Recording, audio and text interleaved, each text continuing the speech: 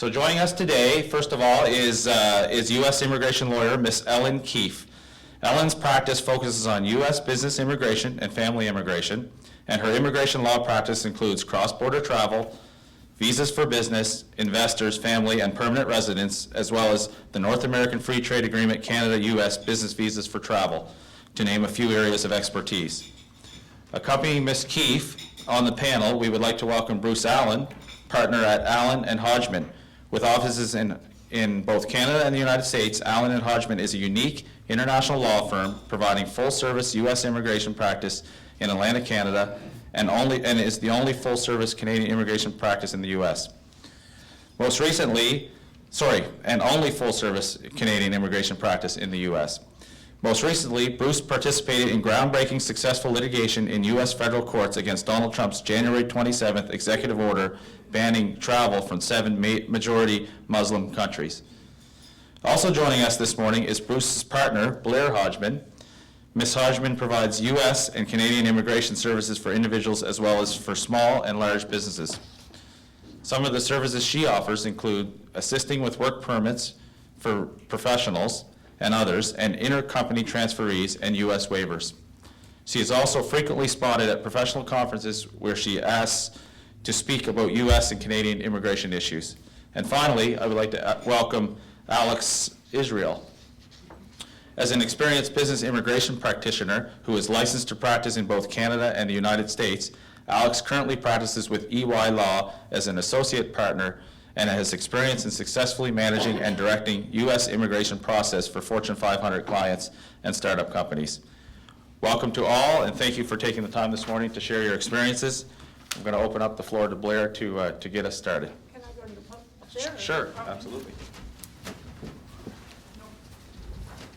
Good morning. Thank you for joining us today. We had a little hairy drive in from Chester, so anyway. So I first just I always like to show, this is U.S. immigration law and regulations.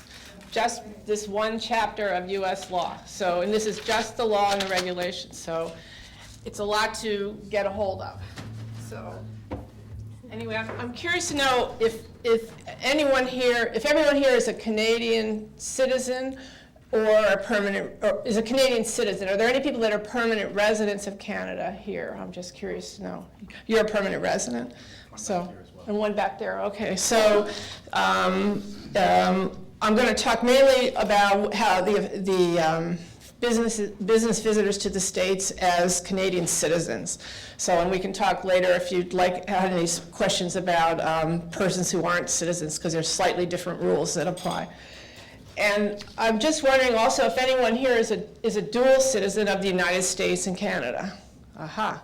So, all right, and I am too.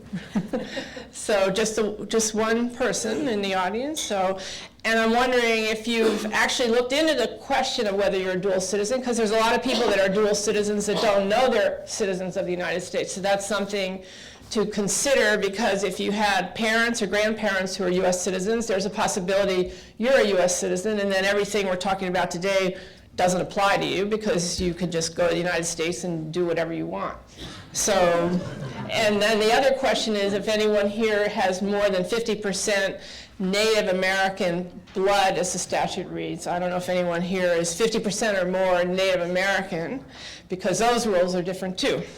So anyway, so I'm going to talk about business visitors to the United States. So everyone from Canada, most people who go from Canada to the United States are admitted in B status. And B status it's a section of that code there. And it's either a business, B1 for business, or B2 for pleasure. And to be admitted to the U.S. in B status, you have to have a home outside the United States to which you're going to return, and you have to show that you're going to be able to support yourself in the United States, and that you have, and you'll be admitted for a period of time that's appropriate to the nature of your trip when you explain that to the border official. So the purpose of a business visitor is to conduct business on behalf of a business in Canada, a Canadian business visitor. And that business could either be a corporation or a partnership, or it could just be you as a solo practitioner. Now, conducting business on that half, the U.S. activities that when you go to the United States have to only be incidental to the business that you conduct. So let's say you sell seafood, and you have a shop here. You buy seafood here in Canada, and you sell it in the United States. So you can go to the United States and sell that seafood and deliver it from Canada and have contracts with between the U.S. customer and the Canadian and your Canadian business, and you can go and meet with customers, go to trade shows, and make sure your product is delivered safely. So let's say that's all going along nicely, and then you decide it would be easier to open a U.S. subsidiary and ship the seafood to that U.S. subsidiary, and then have that subsidiary sign the contract with the American customer. You're no longer a business visitor. So you have to be selling, so you can go as a business visitor to sell something sourced from outside of the United States. That's a business visitor. Now you can't sell your services in the United States as a business visitor. So let's say you are a management consultant and you want to go in and provide services to a company or to a group of people about how to run their business better, about how to be a better leader, how to be a better salesperson. That's not a business visitor. That is employment in the United States. That's considered employment in the United States, and you need employment authorization to do that. And Ellen's going to talk a little bit about how you would get employment authorization to do that, but you cannot go into the United States and offer services, personal services to companies or individuals or businesses for compensation and be considered a business visitor. And the fact that you may arrange with a U.S. company to pay you in Canada or to pay your Canadian company does not take away from the fact that you are not a business visitor. You're entering in the U.S. labor market, and you need employment authorization to do that. So one thing, though, where you can go in the United States and provide services is if you sell something to the United States from Canada, and there's some post-sale service that's required for the customer to use that product. So let's say you sell let's just say you sell a widget, and you need, and it needs to be installed in a company, a gigantic widget that needs to be installed on an assembly line. So you can sell that from Canada. You've made it at your company in Canada, and you've sold it to a United States company. If you include in the contract that post-sale service, installation and post-sale services are part of the contract, then you can send somebody into the United States for them to actually do the installation and train the people, the customer or the customer's employees. And so even though that is actually work in the United States, it's in connection with the sale of something manufactured outside of the United States, and that's permissible without a work permit. That's permissible as a business visitor. So in addition to that, the contract, you could add to the contract that you are going to provide services for the life of the product at a rate to be agreed upon in the future, and that will also constitute post-sale service. But if it's not in the original contract, then you can't go in as post-sale service, and the person who does that is going to need a work permit. So now you also can't go in, so if you set up a U.S. subsidiary, you can't go in and do anything on behalf of that U.S. subsidiary without employment authorization. So in the case of the seafood that you're importing to the United States, let's say you set up a subsidiary and you want to go to a trade show for the U.S. company. You can't do that as a business visitor. And I've had clients who were on their way to a trade show on behalf of their U.S. subsidiary, and they were stopped because they didn't have employment authorization to work in the United States on behalf of that U.S. entity. So how am I doing for time? 3 minutes? So I'm going to... You're doing good. Okay, so I'm going to just talk briefly about one other issue which is confusing to everyone, including border officials, and that is the period for which you're admitted. So when Canadians go to the United States, when they're as a visitor, they're generally admitted for 6 months, and then they're supposed to leave. Now, it used to be that was kind of a flexible date, but now what happens is that on the computer, the U.S. Customs and Border Protection enters a date to which you were admitted, which you may not even know that you were admitted till a particular date. And if you stay past that date, you're unlawfully present in the United States. So sometimes the border officials, so theoretically, you could go to the United States in January, leave the United States, and go back to the United States in March. Sometimes the border official will be lazy and they won't admit you for another 6 months period. They may just admit you for the period of time that's left from your first trip. And so you can find out how long you've been admitted for if you could Google this. I can give you a site, or you can Google I-94. If you Google I-94, you'll come to a page on the U.S. Customs and Border Protection website where you can enter your passport information and your name, and then you can see where you can also get your travel history, but you can see the date to which you were admitted.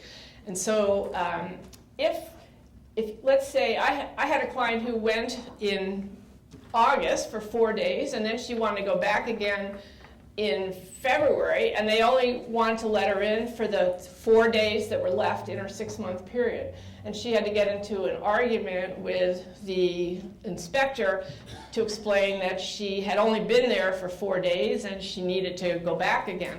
And so that's something to be aware of, is to always check and be certain of when you're admitted till. So, and this is a common problem that happens, and I've had a discussion with a port director at pre-clearance in Halifax, and he's equally frustrated that his inspectors don't understand that.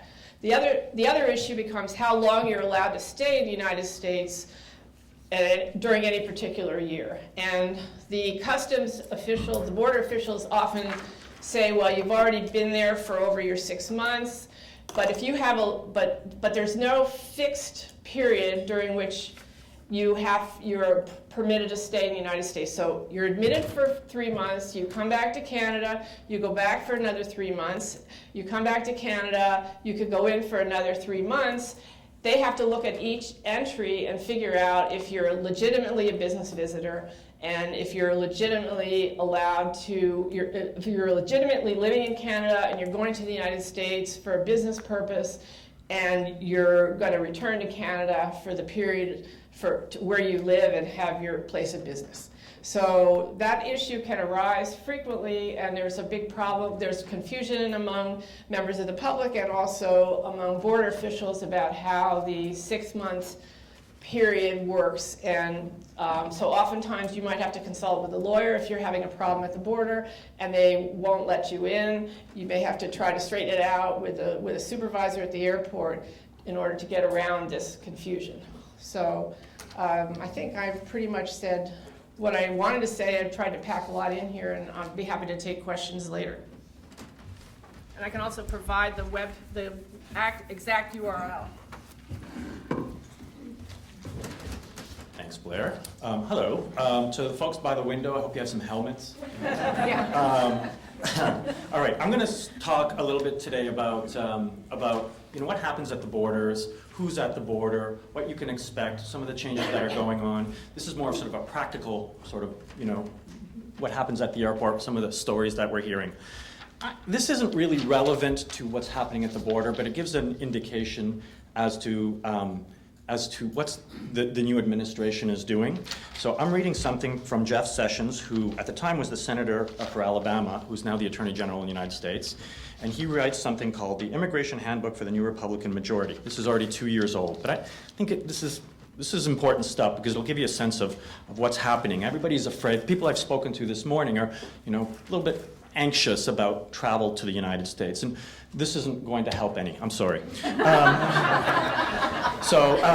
Immigration reform may be the single most abused phrase in the English language. It has become a legislative honorific, almost exclusively reserved for proposals which benefit everyone but actual American citizens. Consider the recent Obama-backed immigration reform bill, this is a couple of years back, rejected by Congress. That bill, the culmination of a $1.5 billion lobbying effort, doubled the influx of foreign workers to benefit corporate lobbyists, offered sweeping amnesty to benefit illegal immigrants, and collapsed enforcement to benefit groups in the democratic political machine that advocate open borders.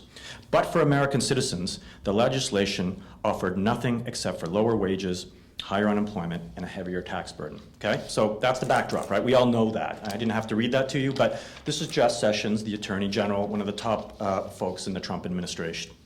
So with that said, Blair mentioned the CBP. CBP, Customs and Border Protection, they're the folks, they're part of the Department of Homeland Security. They're the folks at the airport, the borders, the land, the seaports. And let me just give you a little bit of a background about the difference between entering the United States from Canada directly through a pre-flight or pre-clearance, and entering through a port, or a port of entry, a land border, for example. So there are important differences. At a Canadian pre-flight inspection, such as in here at Halifax Airport or Pearson or Montreal, Ottawa, Vancouver, there are U.S. Customs and Immigration folks who are the CBP folks who are admitting you, and they're asking you the questions that you are often wondering how to answer. At any point during that period, you can withdraw your application if things go downhill. You don't have to sign anything. You don't have to do anything. You can withdraw your application for admission if things start going badly. Or frankly, if you just don't want to answer questions. For example, right now what's happening a lot, and I'm seeing this in my practice, I don't know if you folks are seeing this as well, but a lot of computers being opened, let's see your calendars, let's see what you're doing. A lot of it is under the guise of preventing terrorists and national security, but the reality is they want to see what you're doing and making sure that you're saying what you're going to do, doing what you're, you know what I mean. So they're looking at this stuff. So in Canada, you can say, thank you very much, have a nice day. You can't look at this stuff, and I'm not going to allow you to. It's not a good thing because they're going to put a little note that, they're, on such and such a date, withdrew their admission. I'm not sure how well that'll go over next time you try entering, but you're going to have to be crystal clear as to what you're doing. The discussion that we had last night over dinner really centered around having important documents, having your ducks in a row, knowing what you're going to say. If you're going to a conference, having those documents. If you're showing the materials. If you are having business meetings, being able to articulate clearly what are those business meetings, with whom. The last time I entered the United States, I was asked, yes, I'm going for business meetings, and they said to me, well, what kind of meetings are they? And I said, I'm going to talk to some clients. Why Canadian going to the United States to talk to clients? Well, why don't you have an American do that? This is in Detroit. And so that's become more the norm. The laws haven't changed, but it seems that the Trump administration, and certainly before that a little bit as well, have given officers at the CBP a greater license to sort of enforce the laws of America, as it were. And so I'd be certainly more careful. So there is one thing here. It came out in the news the other day. I don't know if you saw it. Despite what we're hearing in the press, despite what I'm saying today, the statistics for Canadians is actually showing that the number of refusals of admission are actually down by 8% this year over last year, which is interesting. I think to the end of February, I think the statistics were. There are almost 13 million admissions, and only 7,000, roughly, a refusal rate of 0.05%. So that happens. I'll give you an example. Yesterday, I got 2 calls from clients here in Halifax. One of them was going down to do a gig for Memorial University. He was going on vacation with his family for 10 days. And but at the same time, he was going to do an alumni event with Memorial. And he had his guitar, and he was going to strum some music, and he was getting paid for this. And the tourism part was okay. They admitted his family, and they said, but you can't come in. And so they refused him admission. And that's a legitimate refusal. He was getting paid to do something that otherwise a US citizen or worker might have been doing. And so ask yourself, when I'm going to the United States, when I'm telling my clients to go to the United States, I ask them to ask themselves this question. It kind of goes to what Blair was talking about. Is what you're doing providing a benefit primarily to a U.S. Employer or organization or individual? And if the answer is yes, then there's some additional questions you have to ask. But that's, I think, for me, the threshold question. What is it that you're doing? And so if you're getting, this person was getting paid in the United States doing a session for Memorial University, a gig for Memorial University, and they said, why can't an American do this? So think those questions through. The one thing that I would say to you very clearly is please, please, please do not misrepresent yourself. The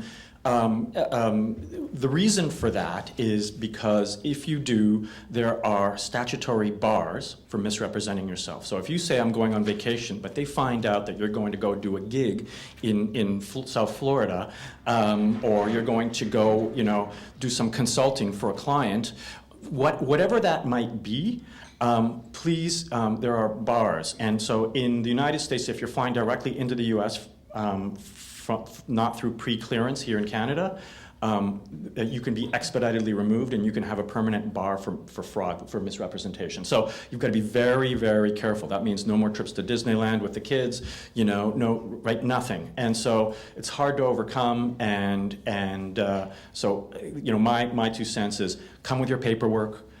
Know what your talk track is, have thought about how you're going to say it, avoid use of the words work, all right? Even if, I'm working in the States, even if you don't mean it, you're just kind of saying it colloquially, try to avoid that word, those kinds of things.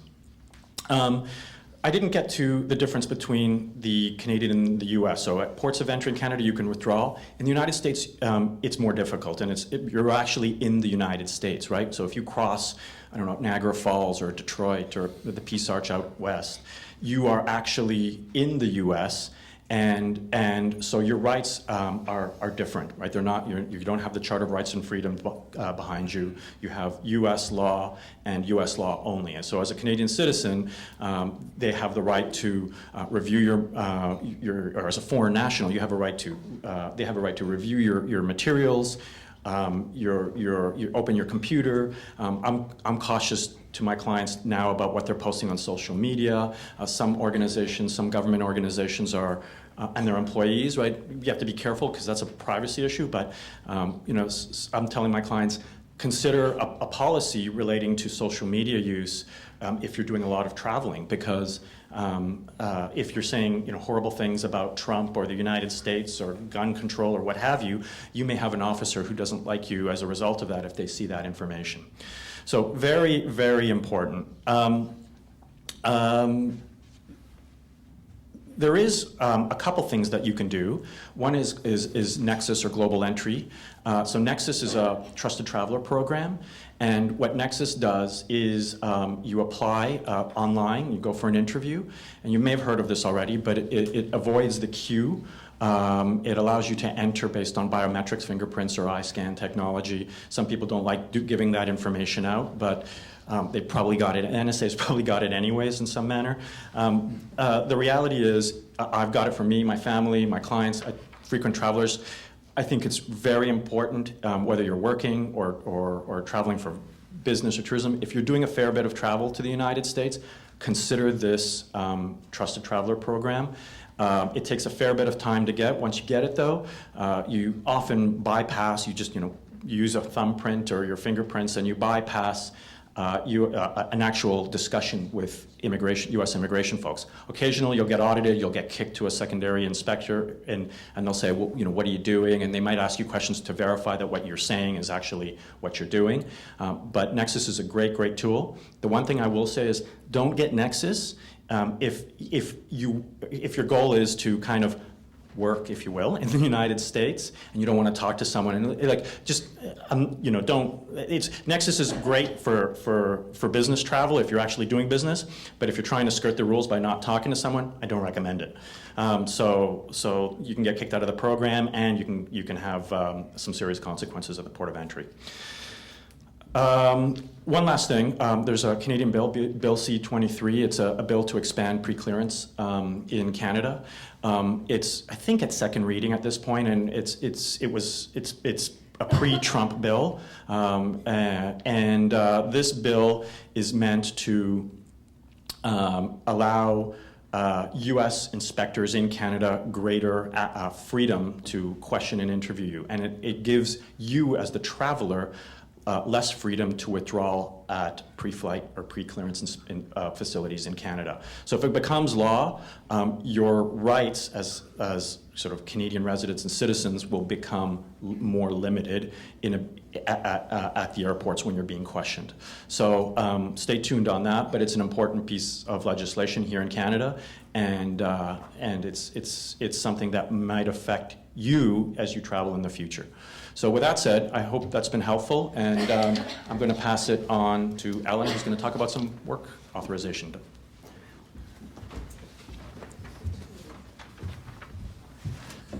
Thank you very much. My name's Ellen Keefe. I'm from Boston now, but originally from Montreal, so a dual national. So I proudly hold both passports, which I was saying last night, when I go into Canada, they say welcome home, and when I come to US, they say welcome home. Mm-hmm. So I'm interested in proposing new legislation, which is called People Without Borders. So I think if I propose it, the new legislation right now, and the new administration may not agree with me. So I thought that would be a little bit of good news, but I'm going to tell you sort of a little bit about the reality of what's happening today. I've been in the US since about '82. I'm the only one from my family who defected. The rest of them live in Montreal. So I do go back and forth quite a bit. And what we find is the mentality is very different. For Canadians, laws, regulations may be mere suggestions. In the US, we'll lock you up or not let you in. So that's the message I want to put forward, is that US takes immigration very, very seriously.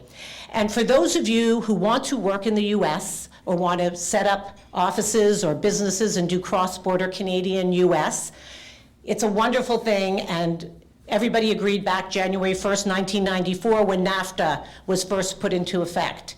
And NAFTA, which is the North America Free Trade Agreement, was designed for Canada, US, and Mexico to be able to facilitate travel and economic development back and forth between US and Canada.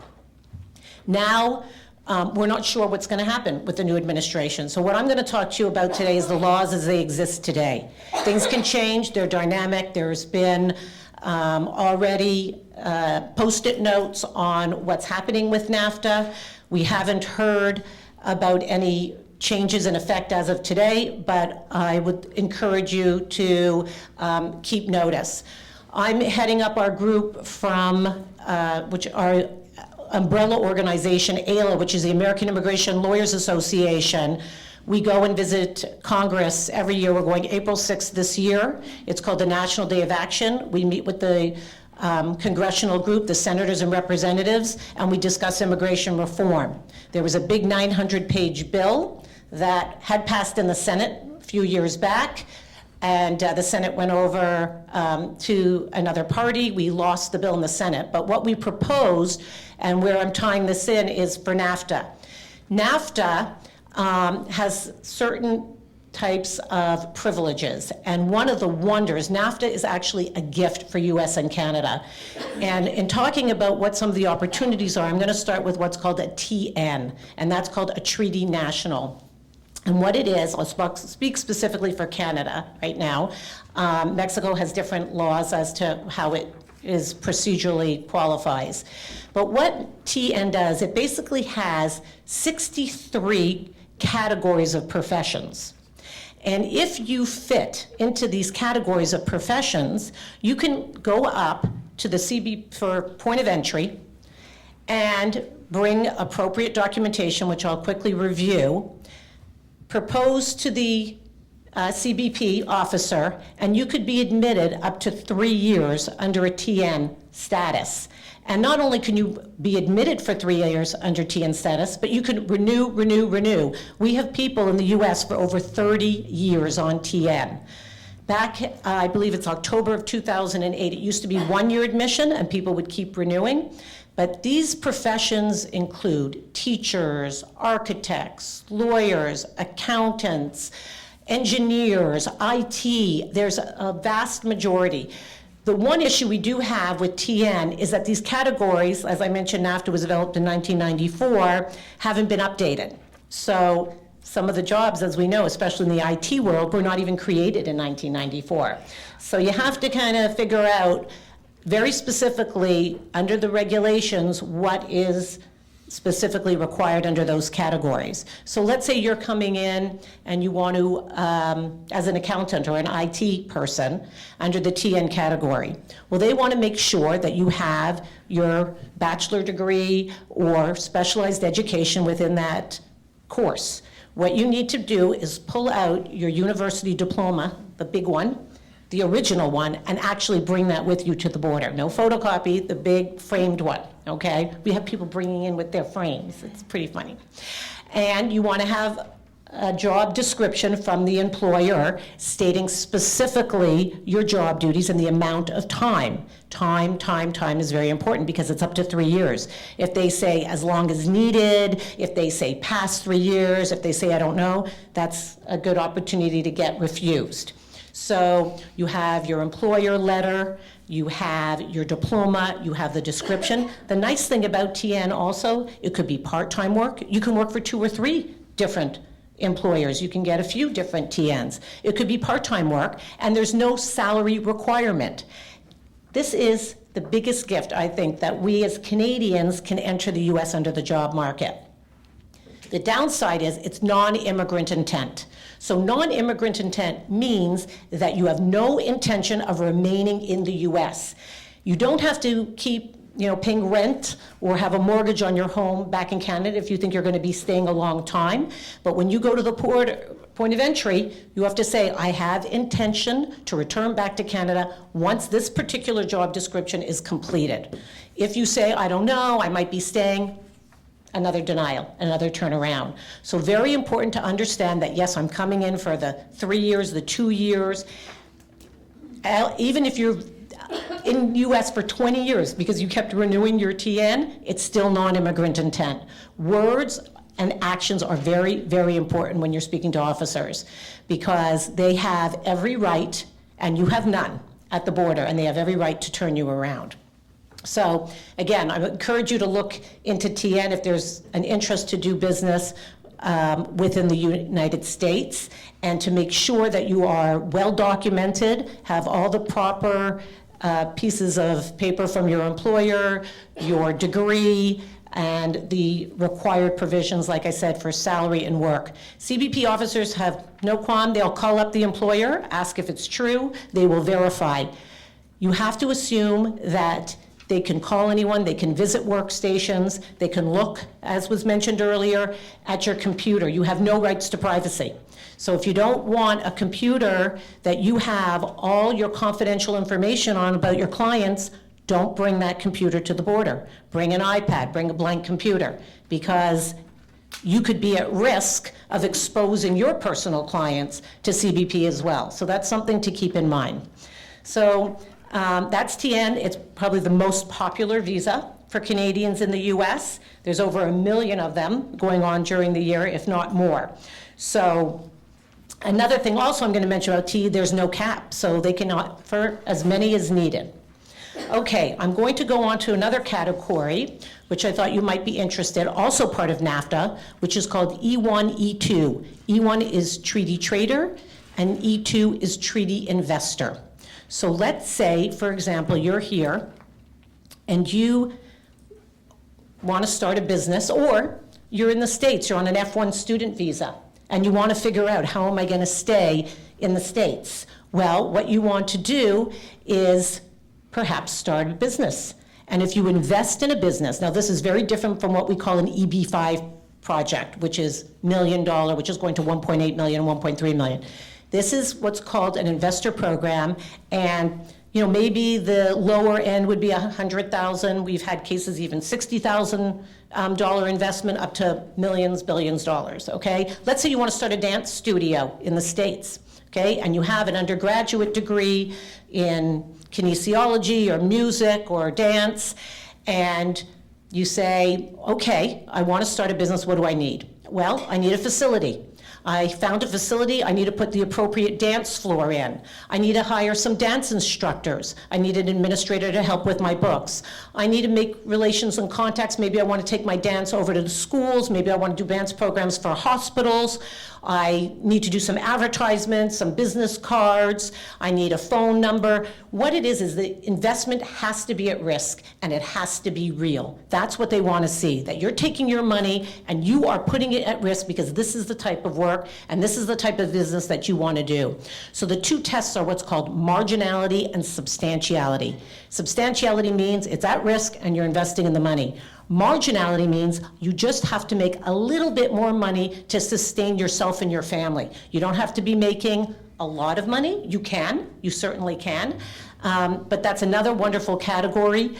You get, it's actually, you can get a 5-year visa if you go and apply at your home country for a 2-year period of stay. And where I want to emphasize, a visa does not mean if it's a 5-year visa, does not mean you can stay in the US for 5 years. Okay, so a visa is very, very different from your time of admission. And it's the same thing when you talk about your B1. You can get a 10-year visitor visa. It doesn't mean you can stay for 10 years, right? It's your I-94 card that dictates your length of stay.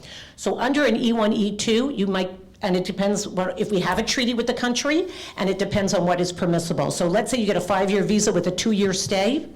When you leave prior to the 2-year stay and you come back in, your I-94 card would be stamped so you can stay longer. If you didn't leave, then your I-94 is no longer valid after that 2 years. And there's questions about whether you should apply through USCIS or go back to the port of entry, and that's a whole different topic that would definitely need to be delved into. I don't have much time, but I want to also explain a few other visas. H-1B visas. This is what we call H-1B cap season. It's specialty occupation visa, where we allow 65,000 for undergraduate degree and another 20,000 for a graduate degree. There's 85,000 in total available. 3 to 4 times, 5 times that amount are the number of applicants. So what happens is we have a lottery because so many people want this H-1B visa to come in. And an H-1B visa is a dual intent, meaning you can maybe think that you want to stay and eventually perhaps get sponsored for a green card,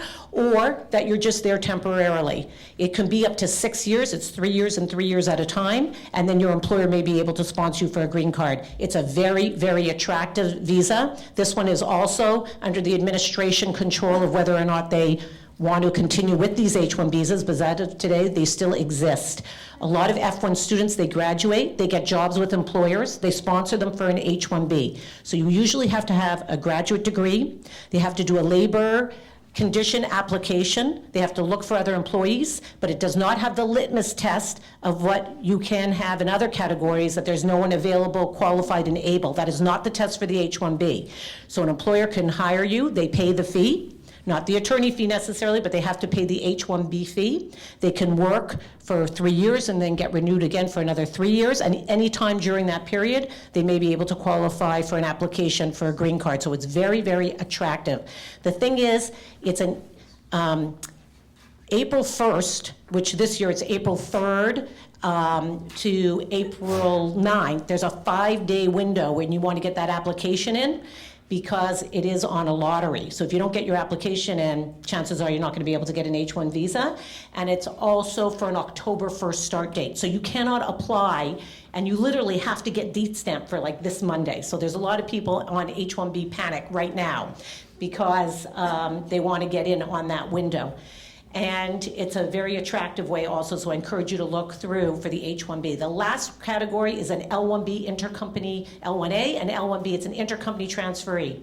You're in the Marriott here, you have a manager that you want to send over to Boston to run the Marriott, okay? Executive managers or specialized occupation. You can send them their L visas, which are called inter or intracompany transferees, are also dual intent, where you can get a pathway for a green card.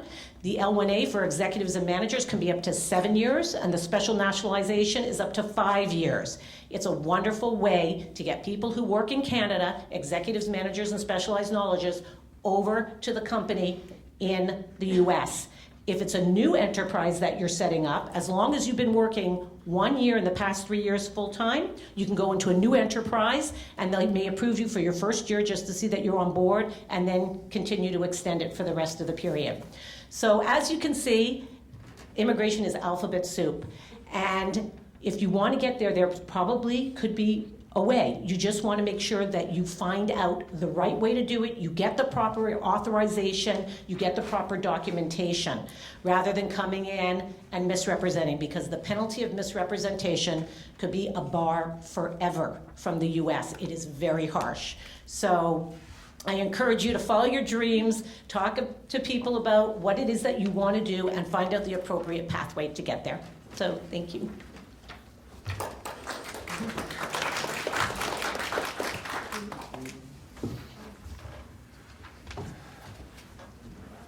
Good morning. Thank you all for coming on this lovely spring day. My name's Bruce Allen, and I practice both U.S. and Canadian law, and both from our office here in Nova Scotia and also our United States office, which is in Ohio. Most common question that I get asked is, how on earth did that happen? And the answer is that my grandfather was born in Chester and went on to become a physicist and a professor at the University of Cincinnati in Ohio, but he always had a home here and Cincinnati. And he would bring his family every summer up to the South Shore, according to family lore, on unpaved roads and automobiles. But it was a continuous process, and started a family tradition of travel between Ohio and Nova Scotia, which has stretched through the generations, and that's what brings me to you today. The roads have not improved all that much, but fortunately we do have jet airplanes now, so that's a big help. I want to talk about green cards.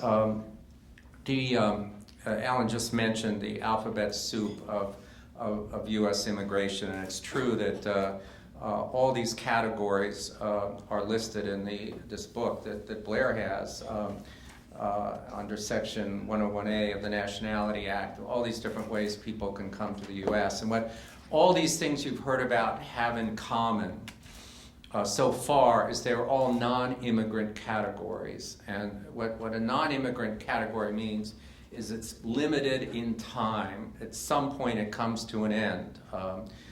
You've heard with TNs it seems to go on a long time before it comes to an end, but at least in theory you're there for 3 years and then you leave, and you're there for a temporary purpose, which is quite a burden if you've been in the U.S. as a TN for that. You probably have put down some roots after 30 years, and yet your status is still dependent on that you're a soil scientist and you're working as a soil scientist, and or whatever TN, we just did a soil scientist, so I mentioned that, but whatever occupation you are in, you stop doing that job and you are out of status and you need to go home.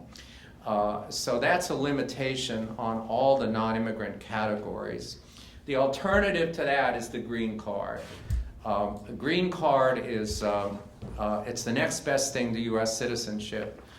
You cannot apply for citizenship as a TN or as an H-1B. You apply for a green card. That's the next step. People who have green cards can live in the U.S. forever. They can work at any job or not work. They can go to school or not go to school. And in most of the categories, if you get a green card and you're married and you have kids who are at least under 21, they will also get green cards. And the day will come, if you have a business in the United States and it's a successful and growing business, the day will come where you or an employee or a business partner is going to say, I put down roots in the U.S., I'm working there full time, I don't see that stopping, I need to have permanent status in the U.S. I can't have my life be determined at the border year after year by an immigration inspector who may have had a bad day. I have 2 kids who were born in Canada, but they've lived since the age of 2 in the United States, and now they're in high school. So we need to go beyond the TN or the B1 or the L1. That day will come if your business is successful. So there are a number of options that are available to, I don't know if I even what I did with my notes, but I think I know what they are.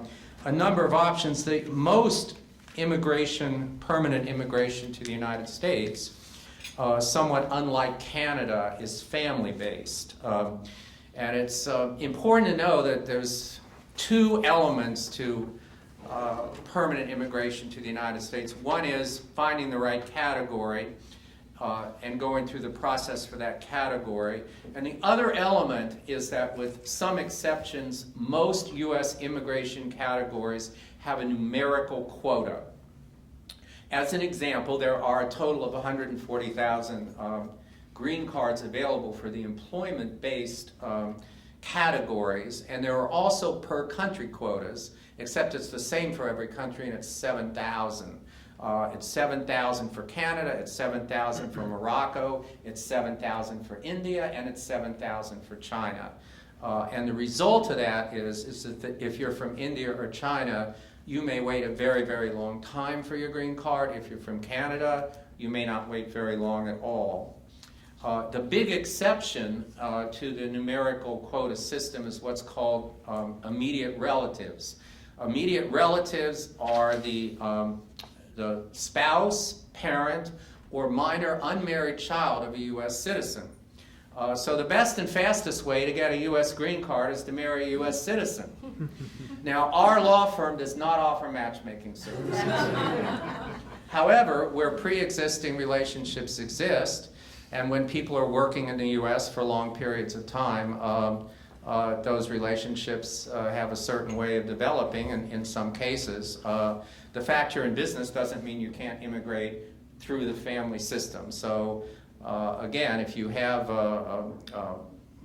people in your company that have a relationship and you're considering married or going to get married, get them a green card, and then all these L's and TNs and all these other problems will vanish. But you may not be that fortunate or have that situation. So then you have to look at the employment-based categories. And I'm going to briefly talk about several of them. The one that is in some ways the most attractive is the intra-company manager. Now, Ellen mentioned the L1A, which is basically someone who's a manager of a company in Canada. You transfer them to the U.S., where they manage your subsidiary in the U.S. And how many people here either are an L1 or have been an L1 or have someone in their company that's an L1? Anyone? All right. So we have several of those. Now, there is an immigrant category. It's called EB13, which has exactly the same standards as an L1A, except you get a green card. And you apply for that on a I-140 immigrant worker petition, and there's premium processing available for that kind of petition, which costs an extra $1,225. And for that amount of money, they will process your petition in 15 calendar days, which means literally a person who qualifies for an L1A can apply for and have a green card petition approved in 2 weeks. You then have to adjust status or get an immigrant visa, which takes a few more months. And in all honesty, they look at those petitions more carefully than they look at the L1A in the context of a non-immigrant application at the Halifax airport. So generally, the companies have to be a little bigger, the responsibilities have to be a little broader, but if you fit into that, that is about as rapid a path to permanent residency in the United States as exists. For most people who aren't managers or don't have that situation where they've been a manager in Canada or don't have two companies, one in Canada and one in the US, that both have the requisite size and to qualify, most people get their employment-sponsored green cards through a process called labor certification. And that means there is a US employer that wants to hire this foreign worker permanently. In almost all cases, that foreign worker is already working there as a TN, as an H-1B, as an L-1, as an L-1B, in one of those categories. Although there's no requirement for that, a U.S. Company can sponsor a foreign worker for a green card who has never employed that person in the U.S. It's not a requirement, but the hard part is you have to advertise the job. You have to advertise the job with 2 Sunday newspaper ads, a job order with the local workforce agency, and 3 other methods. And once you've done all of that and found that there is no U.S. worker who meets the very specific requirements for that particular job, which the foreign Canadian worker miraculously meets perfectly, then you go ahead and file an application with the Department of Labor, followed by an application with U.S. Citizenship and Immigration Services. Those are subject to the quotas, but at the current time, for Canadians and for most of the world, other than India, China, I think maybe the Philippines these days, there are enough of those visas that there is essentially no waiting period other than the wait that is required to go through the process, which can be completed within a year and a half, the way things are moving today.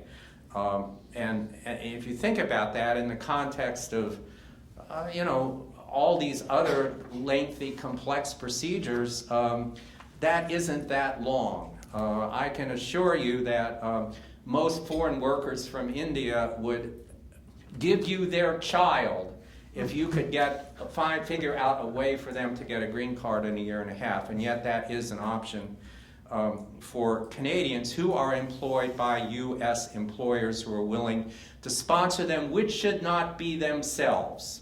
And the essence of that is that employer has been unable to find a U.S. worker, and that means that the person that they hire has to be independent of that hiring process. So you can't just set up your own company and do a labor cert, but you can set up a company with Americans, with other people, where there's some separation between you and the company doing the hiring. So that's a fine line. Finally, let me talk about a program that's probably the most in flux, which is the EB-5 Investor Program.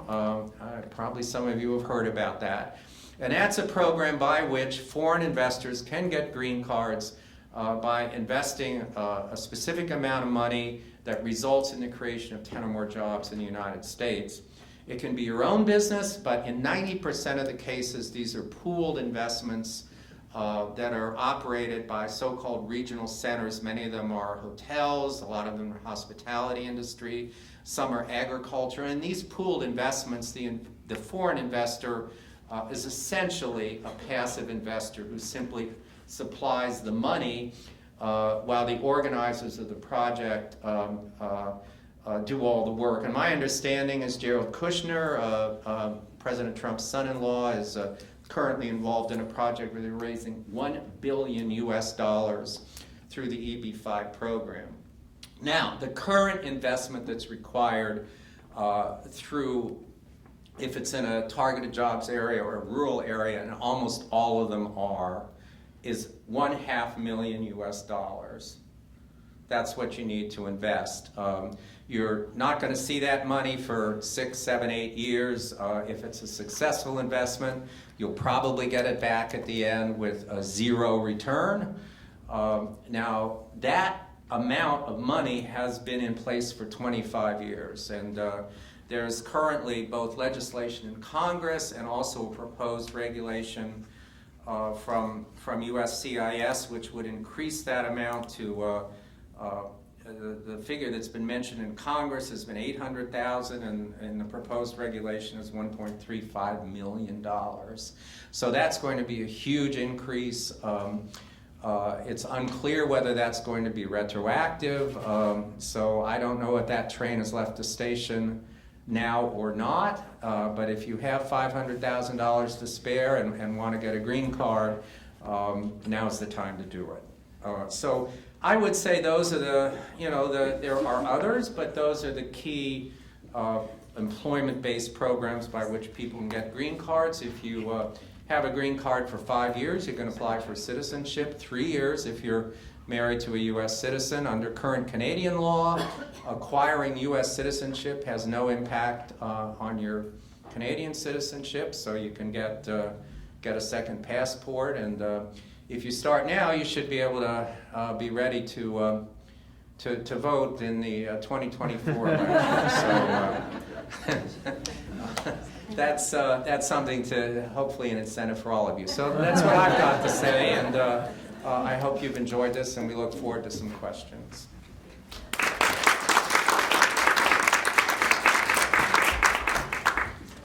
Perfect. Thank you very much, all four of you. Those were fabulous insights, and we'll open the floor up now for any questions that you guys might have.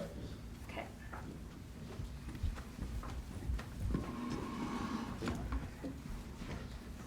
Hi. I just have a question about the various visa categories.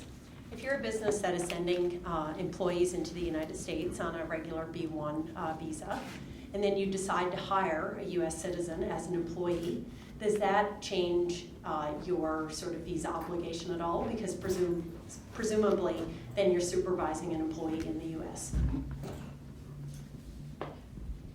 If you're supervising someone in the U.S., you can't do it as a business visitor. That's engaging in work in the United States. So generally speaking, you should get an L1A. Depending on the amount of time, basically, that you're spending. But basically, that would change your category. Just as a follow-up question then, would it just be the individuals who are supervising the employee that would need the additional visa, or would it be all employees who are traveling to the U.S.? Well, if you have a U.S. entity, if you've got a U.S. business, then that's going to affect anyone who goes to the United States and works to promote that U.S. business. So that's what I said. As soon as you open a U.S. company, then you need employment authorization to go to the United States, with some very, very rare exceptions. But basically, that would change you. Okay. I just also want to follow up on what Blair is saying. You have to be very clear. A B1 is a traveler for business, and you want to be able to distinguish the word business from work.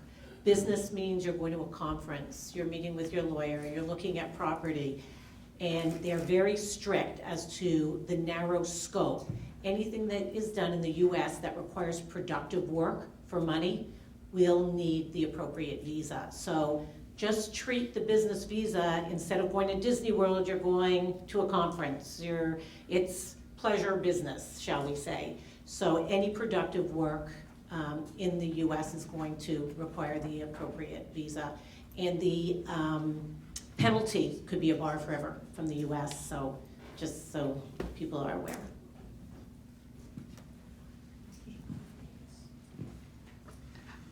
Yeah, I'm looking for some clarity, but you helped out there significantly. So at the moment, I do training that isn't available by anyone in the U.S. at the moment. I'm sure that will change. So from what I've heard, if I've heard it correctly, I am either looking for employment authorization, or if I do any work for that U.S. company from Canada, I create a contract, and in that contract, I put in post-sale service. Does that? No, the post-sale service means the sale of something that requires installation or work, like the sale of computer software. Then somebody has to go in and install it and adapt it. It can't be personal services like consulting. What kind of training do you do? I train people how to communicate effectively on the phone. And a good portion of my clients are US clients. I am able to do most of that training by phone or video, but often they will ask me to come and do in-person training or help with the creation of protocols for their company and so on. So I might be on site for 2 or 3 days. Yeah, and I just want to make sure that I'm crossing the border correctly. So you would need the TN to do that? Okay, it is the If you would treaty, qualify. the treaty national, if I'm part of those 63 categories. Right. Right, and you meet the appropriate requirements. I just want to also make one note about the B1. Canadians are visa exempt, so Canadians don't need a B1 visa to go into the US. We're visa exempt as a country. That's one of the benefits of Canada. So you can go in as a business visitor. You don't need a B1. We go back and forth all the time to go up conferences and meetings. So that's not a problem. The thing is that the B1, whether it's a B1 or visa exempt, is designed just for infrequent travel back and forth. If you're going for long periods of time to the US, if it's customary or repetitive, it can get flagged, and then they're gonna say, go get yourself a visa because we're not letting you in, or you're coming in for inappropriate purposes. How about a treaty trader? Do you think she could be a treaty trader selling services? So in the US? treaty trader, how that works is that instead of, so there's treaty trader and treaty investor. A treaty trader is people who do 50% or more from the treaty company of goods or services back and forth. So that could be a possibility. It's the same type of qualifications in terms of the E1 and E2, but it has to be more than 50% of the trade from the treaty country that you can apply. 50% of the foreign trade. Exactly. Now, and for the B1, for the business, Yeah, or exempt, like Canadians are, you don't necessarily. I shouldn't be need to generating revenue. If I'm going across the border as a B1, it's not about generating revenue. It is about going to a conference, right? go- Right, but if you go and you're meeting and doing training, that's productive work where you can be making money. Right, so whether I- they pay you or not, actually, right? So that would be, you'd need a work visa to do that. Right, okay, that's what I want to make sure. So if I'm generating revenue, it's not a B1. If I'm only going to a conference, it's a B1. Right. If you're going to a conference to sit in and listen, Yes, like here. yes, I'm not talking and I'm not, there's no You could exchange talk, of, You could talk. yeah. Well, you know what I mean. Yeah. And you Okay, know, every case is so unique, you really have to, you can give a title, but what they're really looking for is what are the actual jobs and duties under that table. That is what's important. You can call yourself whatever you want, right? But what they want to know is, tell me exactly. When you're coming in, you want your itinerary, you want to show what you're going, what you're doing, how long you're staying, have a return ticket. If you're going and you're saying, oh, I'm coming in as a visitor, and the reason people do get B1s is because they come back and forth a lot, and it just might make sense, but it's not needed if it's, you know, depending on the case, is what I'm suggesting. But you're going to have an itinerary of what you're doing. If you're saying, oh, I'm going in and I'm training these people, I'm being there for 3 days, and I'm coming in the B1, they're going to say, you are not authorized okay. to do that in the US. And how important is it now, or will it be, when you are traveling with your laptop or your phone, to have nothing on it? Very important. Yeah, very Unless Okay, you want, so it's exposed. already important. Absolutely. And they'll look you up on Facebook, and they'll look up all your accounts. Okay. You have to They- assume that you are an open book when you go through the border. Okay, They look online, they check you out online, and to confirm that you are who you say you are. So if you've got a profile online, you say, I provide training to my clients, and you're saying, I'm going to give training, or I'm going to meet my clients, they can call you out on that. so they'll look at your social media, even not on your laptop. They can see it right from your website. Oh, sure, sure. They'll also look at your social media. They'll also look, if you have a resume that outlines your work history, they may look at that. They may call someone on there. I had a client who puffed his resume a little bit, and they went and researched it, and they thought that he lied on it. They couldn't find his company they had listed, but it had gone out of business. But anyway, he was refused because they said he was puffing, he was lying. It was beyond puffing. So they can search anything and everything, and they will. And they'll call the U.S. company where you're going and ask more information about it. So they're gonna probe a lot. Okay. T-shirt, jeans, and shoes, that's it when you cross. Thank you very much.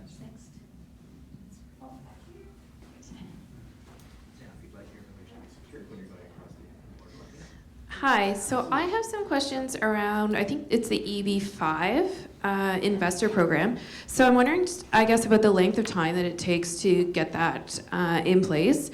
And if it can be arranged, you were saying sort of on the hotel capital raising side.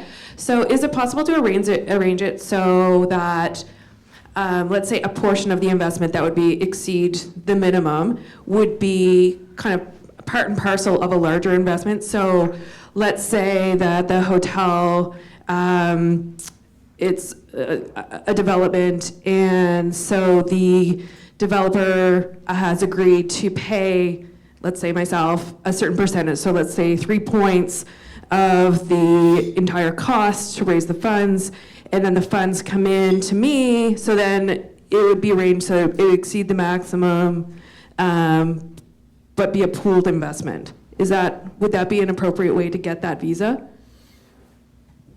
Hello, does this work? Yeah. Is this your own money? Well, it would basically be compensation for work that I do. So I do capital raising. I mean, because the requirement is that, and are you talking about an investment of your own where you would be the developer or the? No, basically, so I'd have 2 contracts in place. So I'd have a contract with the developer, the hotel developer. So the hotel developer has to, let's say he gets a mortgage for financing for the development for 60% of the total cost. So then 40% of the would be the equity requirement that the hotel developer would need to come up with. And in a lot of cases, that hotel developer raises those funds. So they would come up with 10 to 20% of those funds themselves, and they would look to me to raise the remaining amount of equity required to start the hotel development. So they would sign a contract with me where they're going to pay me 3 points for the money that I invest. So let's say there's a $20 million equity requirement, they'd pay me 3 points, so 3% of 20 million would be my fee, and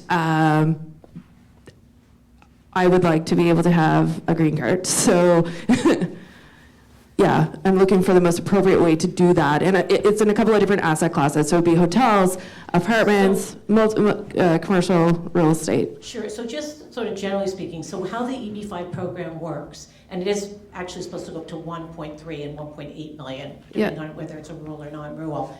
The money, first of all, has to be 100% at risk, okay? And the money has to come from a source that's at risk. So let's say you want a green card in the US. Yeah. And you have, we can go with the amount right now, if it's it depends if it's in a rural area or what's called a targeted employment area, where they're looking to promote some job opportunities and creation, and it has to be designated as such, where you get the 500,000. And the $1 million investment is if you were in not a targeted employment area. And then the other option is whether you invested in a regional center, okay?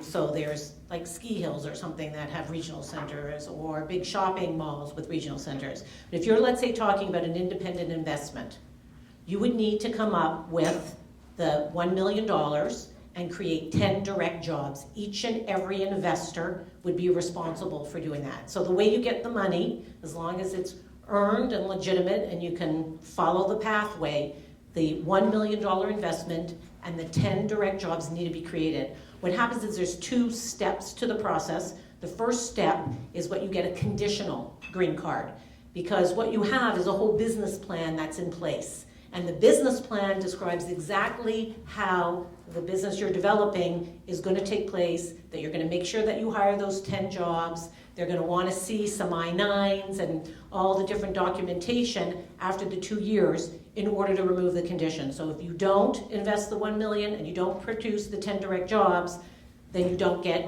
your green card. That's sort of in summary. Short answer is it has to be yours, So the funds.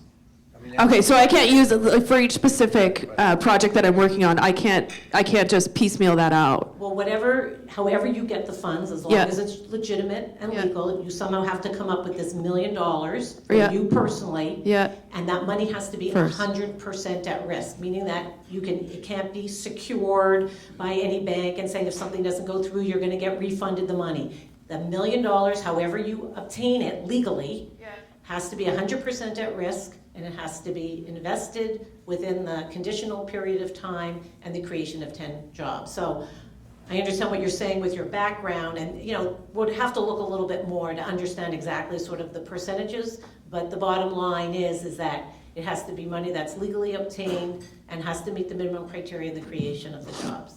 And what is the length of time to be able to get that in place, like with the application process itself? The application, well, it depends, right? So, I mean, technically for the first form, it's a 2-year process for conditional, and then another maybe 3 years for when you might see the actual green card if it's approved. Now, I'm saying 2 years very loosely because it can take 3, 4, 5 years or extend it out depending on whether all the requirements are met and in place.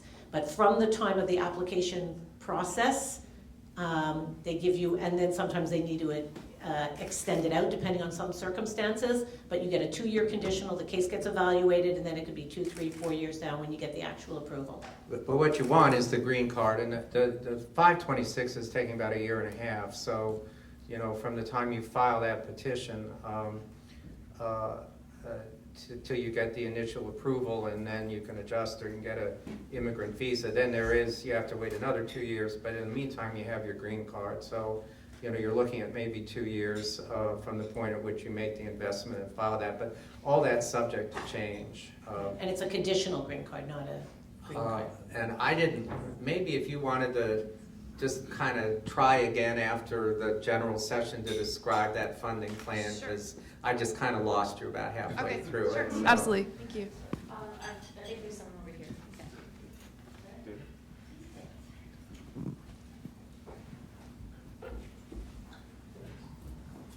Thanks kindly. 2 points of clarification, and I think it's all around NAFTA versus B1. So 2 points. So I spend a substantial amount of time with the U.S. Chamber of Commerce in Washington. So do I need anything as a Canadian citizen to go visit them or go visit one of their conferences or a U.S. government conference just as an attendee for a business meeting on a volunteer basis? So you're observing, or what are you doing exactly? I'm observing and I'm talking trade, those types of things, but it's under a volunteer capacity. I'm not making any money or any revenue or anything like that. And are you just coming to provide information about the Canadian perspective, or, I mean, the fact of compensation isn't critical, it's whether you're engaging in providing services. And so I'm not clear what you'd be, I mean, you can go and attend meetings and learn things and come back, or, you could go to a lawyer's conference, you could go to a business conference and learn about things or talk about things. So okay, let me give you a specific example. So we're going to be taking 10, let's say, Nova Scotia companies to Select USA in June in Washington. So those companies are going to go down there and listen to 2 days of speakers and whatever on FDI issues in the United States. Do any of us as Canadian citizens need a visa, or can we just Yeah, that's a business visit. That's like a perfect example of a business visit. There's no financial remuneration in any way, or wouldn't normally be any kind of remuneration, and you're just going down and learning and talking, and it's a conference. And attending sessions like this. And attending sessions like this, that's a conference, that's a business visitor. Perfect, okay. And number 2. Just on that point, Yep. though, it's not an open ticket. If somebody has, for example, I'm going to use an example from our AILA conference, American Immigration Lawyers U.S. conference we had in Canada one year. And some of the attendees couldn't get in because they had past DUIs and needed to hire some Canadian lawyers to get waivers. So, yes, technically coming in for a conference, you could, but if there's any past history or oversight or anything else, just to let you know. The other part that I just want to mention also, because you're visa exempt, coming in 1 or twice or a couple of times a year, you probably don't, but more frequently going back and forth, you might want to consider a B1, actually getting the visa, because the visitor is intended for just a few trips back and forth during the year. But again, case analysis. I just wanted to sort of broaden the scope for... Do the officers have a limit on Several? Do they have a number associated They with that? don't, but they Three? see your flag now all the time, and computer sharing is throughout all the services now. So criminal history, CBP, ICE are all So- sharing data and information. If you're coming back and forth, every time it's de novo when you come in. It's like a whole new experience. The officer could be experienced, not experienced at all. If they start to see people coming back and forth too often, and you don't have the right proper documentation, for example, about your conference and your stay, you could get flagged, and they can say, look, we want you to come in on either a B1 or get more information. It becomes a question of credibility, really, right? So if you are doing that travel, it's like, why are you here all the time? That's the question that's in their head. And at the airport, could they say, we'll let you this time, but next time you got to get a B1? No, Maybe. well, it's not that easy. Canadians don't generally get B1s, and you can't really even make an appointment to get one. It's very, very rare circumstances. So Seriously. to get a visa from a consulate. A visa is when you go to the consulate, you make an electronic application, you go in, and you get your passport stamped. Canadians don't need those other than in very rare, under the immigrant visa or the treaty trader. In those circumstances, Canadians need visas. Oh. So you can't. So you can't really get a B1 visa at a consulate. And so what you have to do though, each time you have to explain the purpose of your trip and why you're going there, and be able to satisfy them that you're not engaging in work. So, and that's something the port director said to me. He struggles with that all the time, that his officers don't understand that you could be going for 9 months and be a B visa and be admitted, be a B2 or a B1, and you're not actually working. And so, it's up to their questioning, and you're satisfying them that you're going there for a legitimate purpose that's suitable to a visitor. I've heard they've got 1,600 or 1,700 regulations to decide to ask questions on in the span of a minute. Also, again, what I would just encourage, individual case specifics. I know working in the US, we do quite a bit of B1s for people who are traveling back and forth, rather than just the exempt. But again, it depends on the fact pattern of the case. So probably just want to get it evaluated to determine how to be prepared in the best way. What they may actually say to you is not go get a B1 visa. What they're likely to say to you if they think you're working is go get yourself a TN or an L1 or whatever work permit, to the extent that they believe that what you're doing is not a legitimate business visitor activity, right? So they may admit you, or they may say, sorry, go home, and when you're ready, come back. So that goes to the second point of clarification. So our firm represents U.S. states and large American companies wanting to invest or do business in Atlantic Canada. So we go visit those U.S. states, or we go visit those large U.S. companies, and we only get paid for our work here when we do it in Canada. So what are you doing? That is the textbook definition of a B1 business visitor. Going to meet what you're doing in the U.S. is incidental to something you're primarily doing in Canada. Your compensation is coming from Canada. You're not doing something that a U.S. citizen would be doing in the United States. So Yeah, they can't do the work there that we do here. Right. Correct, yeah. Right. So does that mean we need a visa, or? No, you don't need a visa. you're a business visitor. Just tell them what you're doing, and you'll be back home in a few days, and you should not have difficulty with that. Yeah, it's a very confusing category, and it's very case specific. So you want to just make sure that you deal with exactly what are the functions that you're going to be doing, where you're going, how long you're going to be there, and the documentation. Very case specific. So what you described, if going, doesn't sound like it should need anything in terms of a visa. If there was a but definition in the dictionary of a B1 business visitor, your picture would be there. You've made my day, and I guess I'm a legal guy all these years. I'm going to say it depends. That's But the me. minute you bill for your time in the States, if you're billing for your time, then you're not a B1. Don't do that. So then you need All a right. TN. Thank you. We have time for one last question, and one last general question, but Alex, Ellen, Blair, and Bruce will be here after. If anybody has questions after, they'd be happy to chat. Oh, we'll go to you, and then maybe you can touch base with them after. Yeah. I just want to add that we do have a schedule if you've signed up for one-on-ones, because some of these are getting very specific to your business. There are, because there were cancellations today, there are some available spots. So when we take this one last question, because we have to stay on schedule, come see me at the desk and we'll try and get you in. So, okay. 10 minutes and I'll be guarding those times. Thank you so much.